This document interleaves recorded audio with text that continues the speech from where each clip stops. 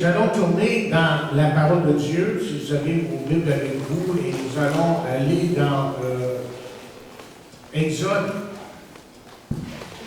12. Exode 12. Et lire quelques versets à partir du verset 7. Exode 12, au début de votre Bible. Comme j'ai dit à quelqu'un tantôt, j'avais besoin de toute la Bible, j'aurais eu de la misère à trouver Exode dans le Nouveau Testament. Ok, vous savez de quoi je parle. Verset 7, on dit, on prendra de son sang et on la mettra sur les deux poteaux, sur le linteau de la porte des maisons, et on le mangera. Cette même nuit, on en mangera la chair, rôtie au feu, on la mangera avec des pains sans levain et des herbes amarres. Vous ne mangerez point à demi-cuit et demi dans l'eau, mais il sera rôti au feu avec la tête et les jambes à l'intérieur. Vous n'en laisserez rien jusqu'au matin, et s'il en reste quelque chose le matin, vous le brûlerez au feu. Quand vous le mangerez, vous aurez vos reins sains, vos souliers aux pieds et votre bâton à la main, et vous le mangerez à la. C'est la Pâque de l'Éternel. Que Dieu bénisse sa parole. Seigneur, bénis ta parole et que ce matin, cette parole puisse rentrer dans nos cœurs et nous faire réaliser la grandeur de ta personne.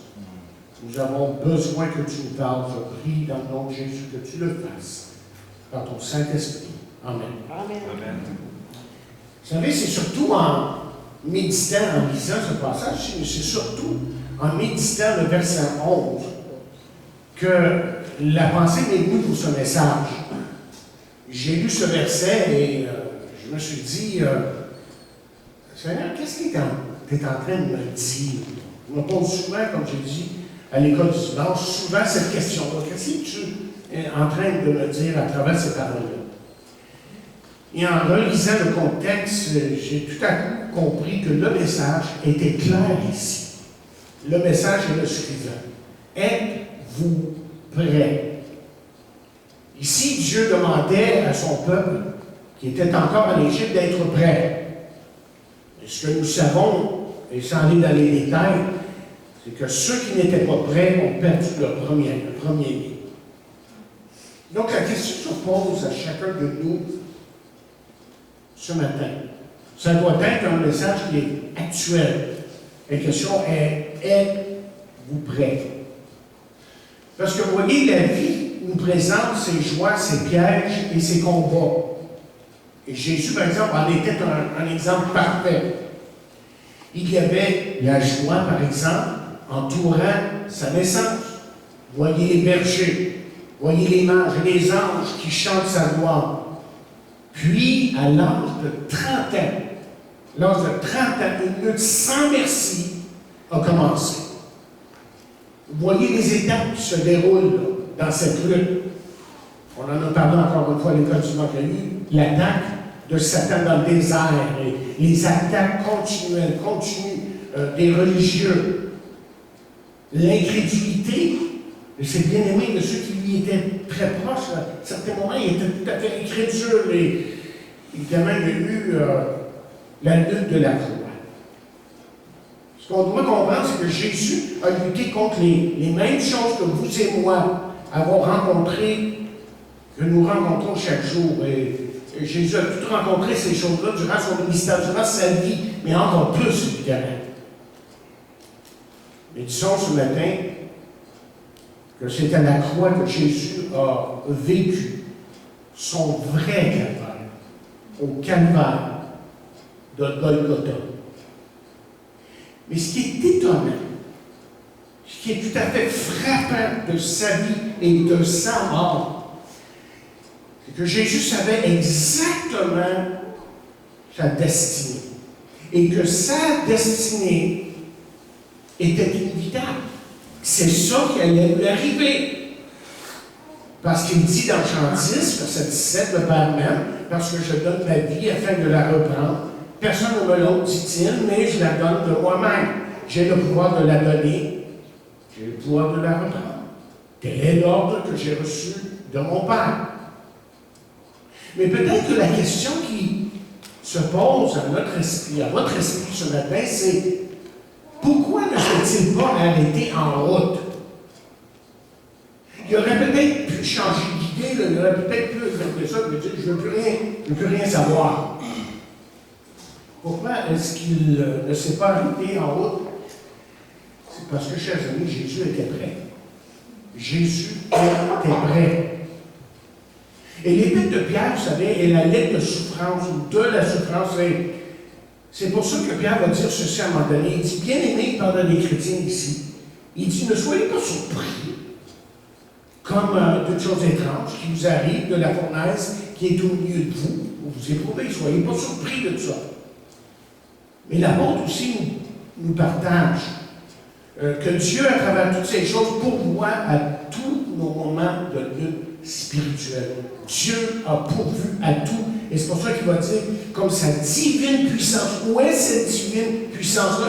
Elle est en vous, en tant qu'enfant de Dieu. Et il dit, comme sa divine puissance, dans 2 Pierre 1:3, nous a donné tout ce qui contribue à une vie, ou à la vie, et à la piété, au moyen de la connaissance de celui qui nous a appelés par sa propre gloire et par sa vertu.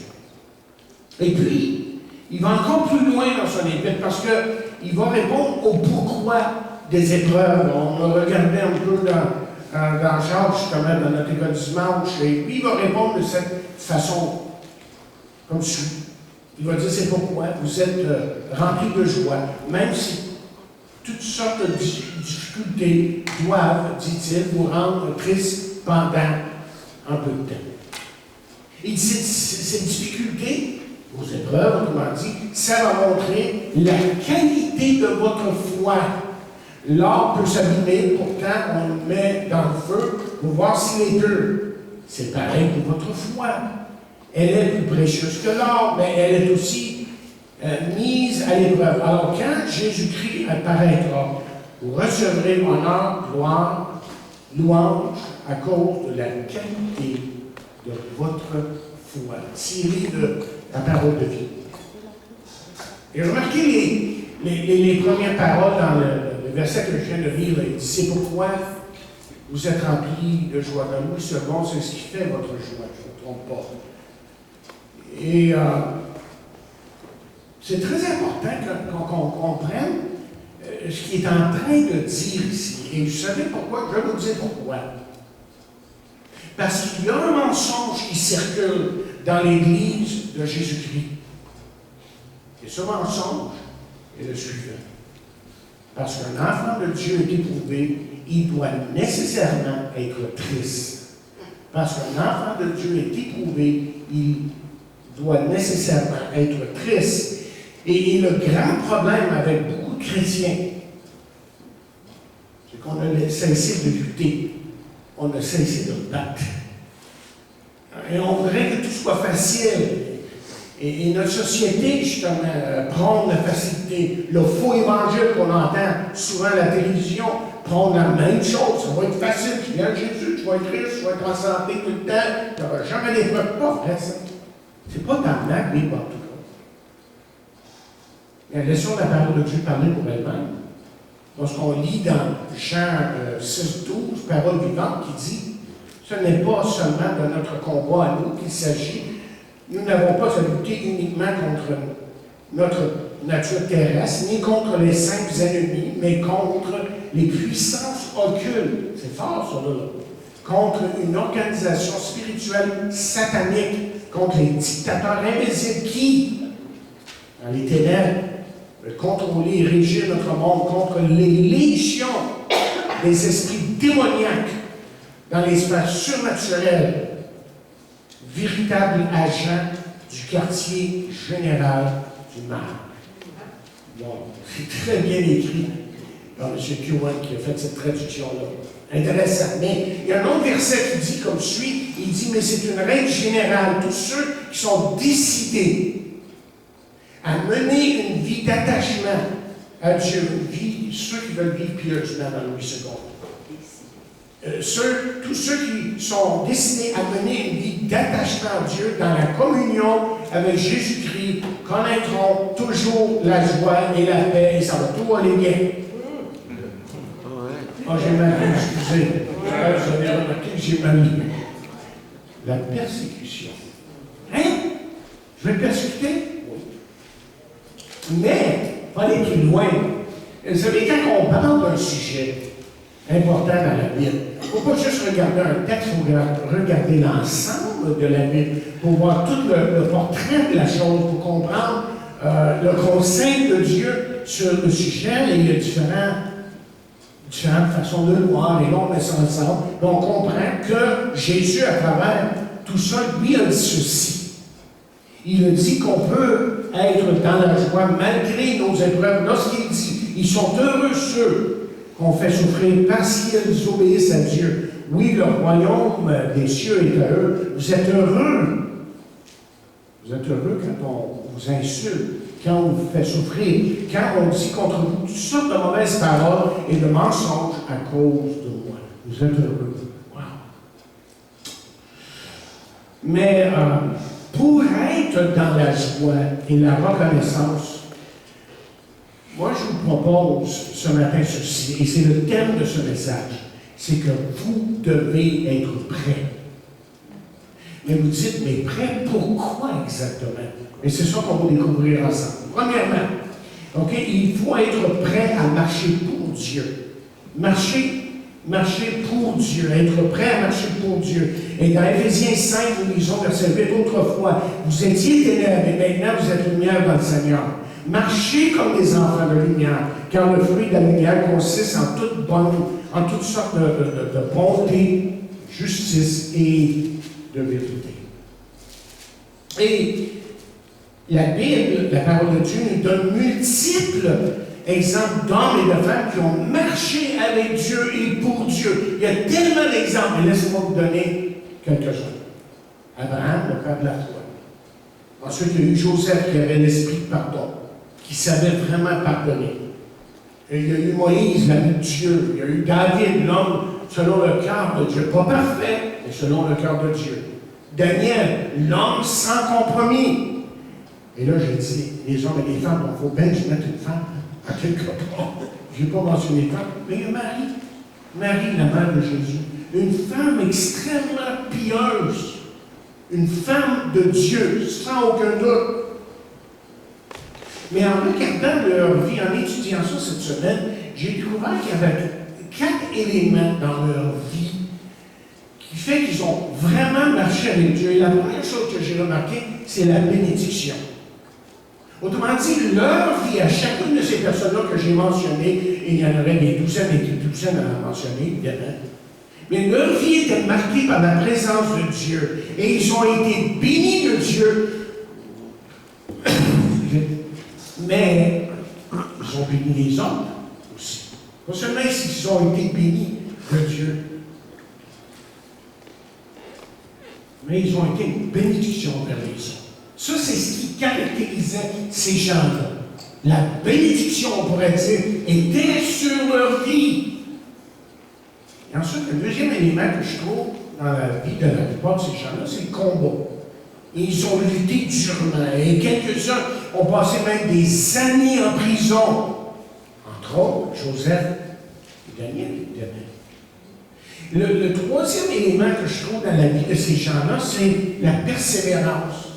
Beau temps, mauvais temps, ils n'ont jamais abandonné. C'est pas qu'à certains moments, ça ne leur tentait pas d'abandonner. Au contraire, Dieu les a ramenés. Dans sa grâce, Dieu est allé les chercher. Et Dieu les a bénis à nouveau. Et ils ont compris la mission que Dieu avait pour eux. Et ensuite, le quatrième élément que j'ai trouvé, c'est la victoire. Et ils ont lutté. Et savez-vous quoi? Ils ont gagné.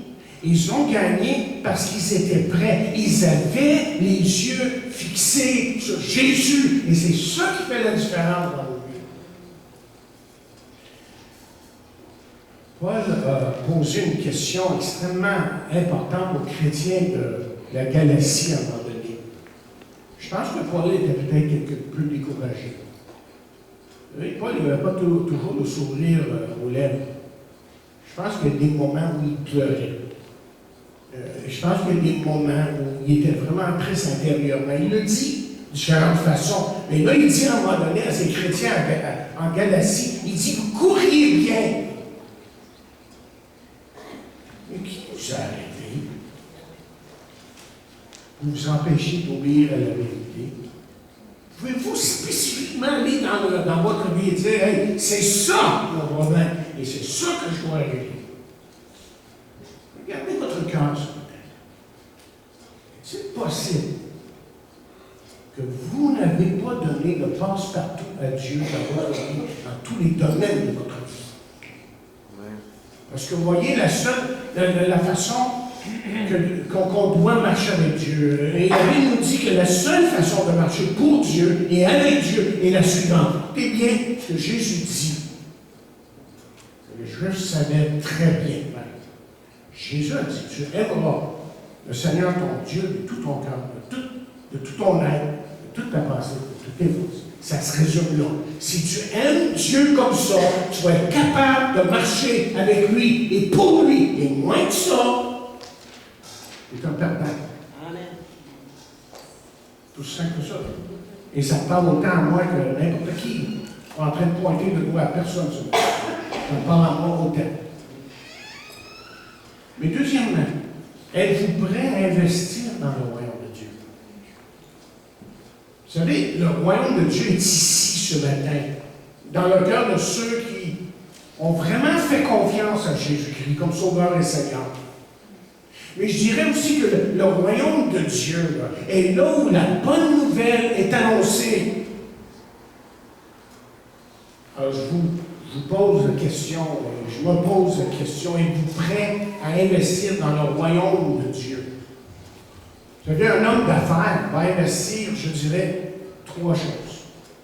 Un homme d'affaires va investir son temps, ses talents et son argent.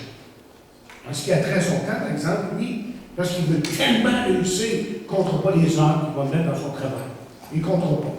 En ce qui a trait à ses talents, bien, il va déployer toutes ses énergies pour faire sûr que son affaire marche. En ce qui a trait à son argent, s'il y croit vraiment, vous savez ce qu'il va faire? Il va mettre le paquet. Il va risquer peut-être même le tout, parce qu'il croit à son affaire.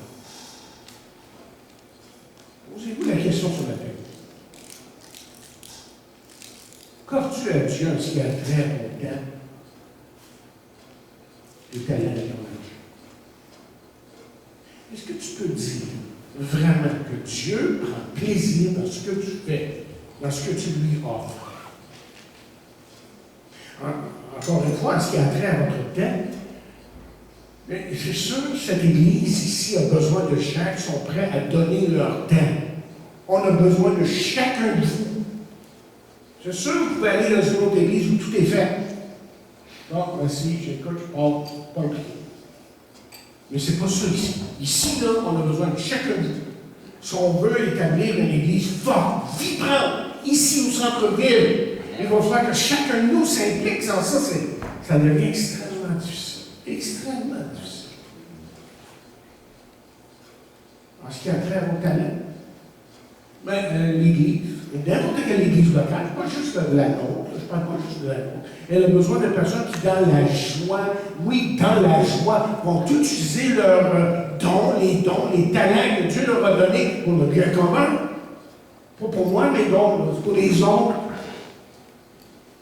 Et enfin, en ce qui a trait à leur argent, le meilleur placement que vous pouvez faire, c'est justement dans le royaume de Dieu, parce que les intérêts et les bénéfices sont éternels. Est-ce que vous donnez votre dîme? Ou si vous voulez, est-ce que vous donnez les prémices de votre vie? Ou est-ce que ça y va par lettre? Vous voyez, l'argent est souvent le paramètre de notre état spirituel. Ça dit beaucoup de ce qu'on est avec Dieu, devant Dieu. Donc, examinez votre cœur ce matin et ensuite regardez votre portefeuille. Est-ce que vous donner ce qui revient à Dieu. En tout cas, on sait que dans la parole de Dieu, dans l'Ancien Testament, que le peuple d'Israël était coupable de voler Dieu, littéralement. De voler la dîme qui revenait à Dieu. Et c'est pour ça que Malachie, sous l'inspiration du Saint-Esprit, a dit un homme trompera-t-il Dieu? On peut tromper Dieu de différentes façons. Car vous me trompez, vous dites en quoi t'avons me tromper? Moi, je fais tout spirituel. Dans les dîmes et les offrandes, vous êtes frappés par malédiction et vous me trompez. La nation tout entière, un verdict, c'est Dieu qui parle ici.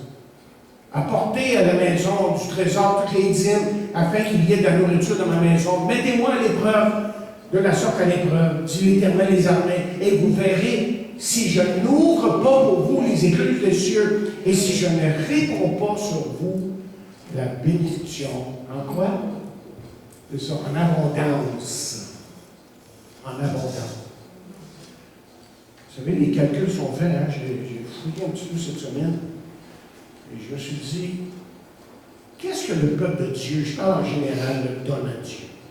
Et on a découvert, j'ai découvert que les chrétiens aujourd'hui donnent moins de 2,5% de dîmes et offrandes. On parle de tout, spécialement, ça vient des États-Unis, donc on a une idée que c'est peut-être pire ici au Canada. Mais ça, on donne, on dit 2,5. Si on compte tout le monde, il y a ceux qui sont extrêmement fidèles, qui donnent leurs dîmes, qui donnent leurs offrandes, il y en a qui donnent des miettes, évidemment. Si on compte tout ça, ça revient à 2,5 et moins. Mais savez-vous que durant la Grande Dépression dans les années 29 et 30, quand on n'avait rien, on donnait 3,3%. Encore plus qu'aujourd'hui. Enfin, que vous donniez votre temps, votre argent, vos talents, hein, vous ne pourrez jamais supplanter Dieu. Hein? Mais il y a une condition derrière ça. Je veux dire, moi, je veux donner, et Dieu demande que je donne, évidemment. Mais si vous regardez dans le 2 Corinthiens, 8e chapitre, il y a quand même une vérité qui ressort, là, qui montre que si tu n'as pas ça, tu n'auras pas l'autre. Tu ne pourras pas faire l'autre. Et Paul dit, et non seulement ils ont contribué comme nous l'espérions, mais ils se sont donnés eux-mêmes au Seigneur. Puis à nous, par la volonté de Dieu. D'abord, on se donne à Dieu. Ensuite, on va donner. Et si on n'est pas donné à Dieu, bon. Pense à notre sujet. Troisième point, c'est être prêt à aimer votre frère. On parle ici d'être prêt. Et l'Épître de Jean, évidemment, il a par excellence qui nous parle de l'amour. Et il dira, par exemple, si quelqu'un prétend aimer Dieu, tout en détestant son frère, c'est un menteur, car s'il ne peut pas aimer son frère qui est là sous ses yeux, il ne saurait aimer Dieu qu'il ne voit pas. D'ailleurs, le Christ lui-même nous a donné ce commandement que celui qui aime Dieu aime aussi son frère. Est-ce que tu aimes ton frère? Vraiment? Qu'est-ce qui t'en empêche? Peut-être, si on examine nos cœurs, peut-être as-tu jugé ton frère au point de l'avoir condamné au plus profond des enfers. Tellement d'aide dans ton cœur. Peut-être as-tu jaloux ton frère. Ou peut-être as-tu murmuré contre ton frère. Peut-être est-ce que tu refuses de pardonner. Et lorsque ça existe, là, on ne peut pas aimer inconditionnellement. Et ce qui devrait être fait, évidemment, c'est d'aller voir, comme Jésus a dit, et que Paul a dit, et que ça se répète, c'est vrai, la parole de Dieu, que soit on oublie si vite, qu'on devrait aller voir cette personne-là, on devrait se réconcilier, parce qu'il n'y a pas d'autre avenue pour glorifier Dieu et pour être reconnaissant. Et aujourd'hui, on parle de l'action de grâce. Moi, je ne peux pas rendre grâce à Dieu si je vous haïs. Comprenez ce que je dis là? Hein? Si j'ai de la haine dans mon cœur, ou qui que ce soit, je ne peux pas glorifier Dieu, je ne peux pas l'adorer. Mais êtes-vous prêts, quatrième plan, pour sa grâce? Êtes-vous prêts pour sa grâce? Parce que jusqu'ici, vous voyez, j'ai posé Les questions suivantes. Êtes-vous prêt à marcher pour Dieu? Êtes-vous prêt à investir dans le royaume de Dieu? Êtes-vous prêt à aimer Dieu?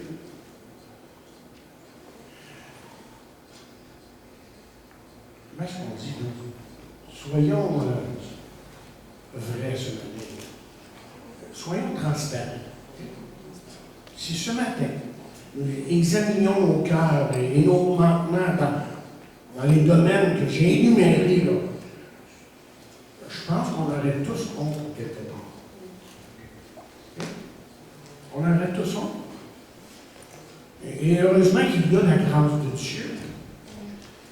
Mais est-ce que vous connaissez quelque chose de la grâce de Dieu? J'ai prêché sur ça il n'y a pas longtemps. L'importance de vivre dans cette sphère de la grâce où Dieu me donne gratuitement son pardon, mais qui me donne le pouvoir et le privilège de le servir.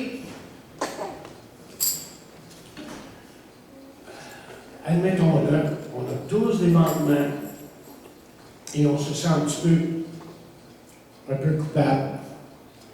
Et seulement ce qu'on apprend, la bonne nouvelle pour les chrétiens, c'est qu'il n'y a pas besoin de rester là, mais qu'il peut littéralement se jeter dans les bras de la grâce de Dieu et dire à Dieu, Seigneur, pardonne-moi, restaure-moi, donne-moi à nouveau ton amour.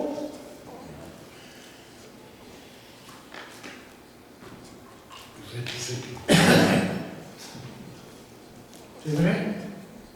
On n'a pas toujours été fidèles dans notre marche avec Dieu. Qui ici peut dire qu'il a toujours été fidèle? Moi, je ne devrais pas me dire. Non. On n'a pas toujours investi dans le royaume de Dieu comme on aurait dû. Et on n'a pas toujours été prêt à aimer, à pardonner. On s'est retenu un petit peu parce qu'il fallait qu'il goûte peut-être un petit peu. Un petit peu. C'est ça, tu sais, s'il peut souffrir un peu, serais-tu content? On ne dit pas comme ça, on est bien trop spirituel, mais moins longtemps. Tu ne parleras pas comme ça. Vous vous sentez, peut-être que vous vous savez coupable même de quelque chose de très spécifique dans votre Église, dans votre vie, évidemment, ce matin. Mais ça reste en vous et Dieu. Et c'est à vous à reconnaître sa grâce. Dieu vous a sa grâce. Et c'est pour ça que Paul, ce grand homme de Dieu, a pu dire ceci, parce qu'il se reconnaissait aussi imparfait que n'importe qui, lorsqu'il a dit « Je suis ce que je suis à cause de quoi? » La grâce de Dieu. C'était que vous jugez mon comportement, mes façons de penser à certains moments. Hey, wow! Non, mais la grâce de Dieu. La grâce de Dieu me restaure et me conduit à l'aimer et à l'adorer. Êtes-vous prêts? Dernier. Êtes-vous prêts pour Jésus? Qu'est-ce que la Bible nous dit sur l'œuvre de Jésus sur la croix? Elle nous dit plusieurs choses, mais entre autres, au moins 3 choses. Elle nous dit que son œuvre sur la croix est accomplie. Tout est accompli, Jésus a dit. Que son œuvre sur la croix est parfaite, on ne va rien rajouter. Que son œuvre est la source du salut. Il n'y a rien d'autre que la croix. Et Paul a dit, je veux savoir de vous, aucune autre chose que la croix de Jésus. 1 Corinthiens 2:2. Et saviez-vous qu'il n'y avait pas de chaise dans le temple de Jérusalem? Il y avait le grand temple de Jérusalem, il n'y avait pas de chaise. Les gens demeuraient littéralement debout pour le service, et le prêtre aussi devait demeurer debout, signifiant qu'il était toujours à l'œuvre. Que son travail, lui, en tant que prêtre, n'était pas fini. Très symbolique ce qui se passait là. Mais quand Jésus lui est monté au ciel à sa résurrection, vous savez ce que Jésus a fait? Il s'est assis à la droite de son Père. Signifiant que son œuvre en tant que grand prêtre était accomplie. Il n'y a plus rien d'autre à ajouter. Et là, aujourd'hui, assis à la droite du Père, il attend le moment opportun pour venir chercher son Église. Parce qu'il a dit que votre cœur ne se trouble point. Croyez en Dieu, croyez en moi. Il y a plusieurs demeures dans la maison de mon Père. Si cela n'était pas, je vous l'aurais dit, je vais vous préparer une place. Et lorsque je m'en serai allé et que je vous aurai préparé une place, je reviendrai, je vous prendrai avec moi. Et là où je suis, vous y soyez aussi. Êtes-vous prêts? Êtes-vous prêts pour Jésus? Êtes-vous prêts pour Jésus? Parce que vous voyez, la Bible nous dit, et on l'a vu à travers notre étude dans Thessaloniciens, que quand Jésus va revenir chercher son Église, ça va être subitement. En un clin d'œil, nous dit 1 Corinthiens 15e, chapitre 15, verset 51. Mais la question qui se pose en terminant sur c'est celle-ci. Est-ce qu'on peut être sûr que Jésus va revenir? On peut-tu vraiment être sûr? On peut-tu vraiment croire dans ça? Écoutez bien les gens, il y a des gens qui jouent dans la salle ici. Écoutez bien ce que je veux dire. Parce qu'on va mettre en question votre foi. Vous devez savoir comment répondre. Pas juste les gens, mais les adultes. Est-ce qu'on met en question notre foi? Vous dites, pas dans ça. Voyons. Pas d'allure. Il va venir chercher son église en un clin d'œil. Comment est-ce qu'on peut être sûr que Jésus va revenir chercher son église? Dans le temps de mort, je vais vous donner une liste. 12 choses. Okay? Je vous donne la liste. Pas de verset, rien. Ça pourrait être un long message facilement. Première chose. Pourquoi est-ce qu'on est sûr que Jésus va venir chercher son Église? Premièrement, parce que toutes les autres promesses concernant Jésus dans la parole de Dieu ont été accomplies à la lettre. La place de sa naissance et de qui il allait naître et tous les détails sont là exactement tels quels dans l'Ancien Testament. Deuxièmement, Dieu est fidèle. Dieu est juste, Dieu est plein d'amour, mais Dieu est fidèle. C'est une des caractéristiques dominantes de Dieu, c'est qu'il est fidèle. Troisièmement, sa victoire est certaine et totale, voire accomplie aux yeux de Dieu. C'est-à-dire que Dieu, lui, ne voit pas comme nous dans le temps, on attend quelque chose. Pour Dieu, c'est comme si c'était déjà accompli. Hein? On a été justifiés, on a été glorifiés. Et dans Romains 8, justement, j'ai dit que je n'irai pas dans le verset. Romains 8, justement, c'est au passé. Aux yeux de Dieu, c'est déjà passé. On est déjà glorifié. Jésus est déjà revenu. Quatrièmement, sa réputation est en jeu. C'est Dieu, qui le Dieu de la Bible est ce qu'il dit être et qu'il ne revient pas chercher son Église. C'est que sa réputation est en jeu, c'est que c'est un menteur. Cinquièmement, c'est parce qu'il nous aime, aussi simple que ça. Il nous aime. Sixièmement, il a tout préparé, on l'a lu là, dans Jean 14e chapitre, tout est prêt. Et ça m'amène au 7e point. Il veut aussi célébrer l'Église, son épouse. Il va avoir une grande noce. Les noces de la Noël, ça va être magnifique, ça va être grand. Mes amis, je me demande qui c'est qu'on va manger. Ça va être extraordinaire. Huitièmement, c'est parce qu'il est tout puissant. Est-ce qu'il est capable de le faire? Mais oui. Il est omnipotent, il est tout puissant. Il n'y a rien pour l'arrêter. On peut compter sur lui. Neuvièmement, le sang de Jésus a payé le prix. S'il y avait une exigence pour venir chercher son Église, ça prenait le sang de Jésus. Et Jésus a payé ce prix. Dixièmement, Dieu est immuable. Dieu ne change pas d'idée comme nous, on change de choses des fois. Un matin, je pense que j'ai essayé 3 sondages. Ah non, là, il ne fait pas. Ah non, vas-y. En fin de compte, on en a trouvé qui, je pense, qu'il va. Mais lui, il ne change pas d'idée. Lui, il a dit, là, il a décrété dans l'éternité qu'il va faire ça, et il faut être sûr que lui, il va l'accomplir. Et il y a une 11e raison pourquoi il va venir. C'est sûr qu'il va venir. C'est parce que la colère de Dieu sur cette terre est inévitable. Vous savez, on en a parlé dans la série sur Thessaloniciens. Il y a une colère qui s'en vient. Et quand Dieu va déverser sa colère sur cette terre, ça va être chose terrible. Et déjà, on voit les signes avant-coureurs. On voit déjà les signes avant-coureurs. Et il y a une douzième raison. Et on va peut-être plus en donner d'autres, mais je vais limiter. Parce que sa parole est la vérité. Vous lisez la parole et vous lisez les promesses de sa vie. Ben, vous pouvez compter sur le fait que cette parole-là est la vérité. Jésus lui dit, lui-même a dit que ta parole est la vérité. Et je crois que c'était vrai, que Jésus était vraiment fou. Mais non, on n'a jamais pu trouver quoi que ce soit en lui. On pouvait se fier sur lui dans ses paroles, dans ses actes. Et quand il est mort sur la croix, il savait exactement ce qu'il faisait pour nous. Prenant notre place pour nous donner sa grâce et pour qu'on soit avec lui un jour. Bien, en ce dimanche de l'action de grâce,